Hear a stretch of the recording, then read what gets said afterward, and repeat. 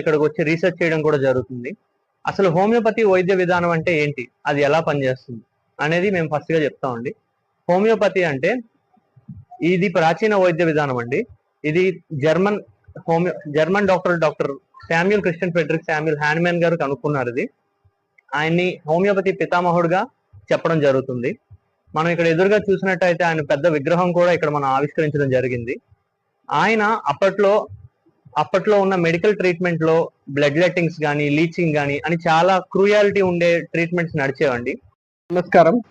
ఇవాళ గుడివాడలోని గుర్రాజు కాలేజ్ లో మేమందరం డాక్టర్స్ అందరం సమావేశమై ఇవాళ హోమియోపతి యొక్క వైద్య విధానంలో ఉన్నటువంటి వ్యాధుల గురించి మనం తెలుసుకొని దాని యొక్క చికిత్సా విధానం కూడా గురించి పూర్తిగా అవగాహన తెలుసుకున్నాము. మొదటగా బీపీ, ఇంకా థైరాయిడ్, ఇంకా షుగర్ సమస్యలకి హోమియోలో చక్కని పరిష్కారం ఉంది.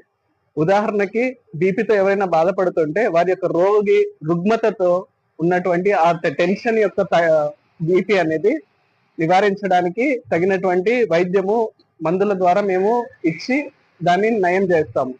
ఇంకా రక్తహీనత ఎక్కువగా మనం గమనిస్తే యుక్త వయసులో ఉన్నటువంటి ఆడవాళ్లలో వచ్చినటువంటి ఈ రక్తహీనత జబ్బులను, ఇంకా పీసీఓడి, అనీమియా, ఇంకా థైరాయిడ్ మరియు ఏదైనటువంటి యుట్రైన్ కి సంబంధించినటువంటి గర్భాశయంలో మరి పిత్తాశయంలో ఉన్నటువంటి రాళ్ళు, కిడ్నీలో రాళ్ల సమస్యలు కూడా ఇక్కడ పరిష్కరించబడతాయి.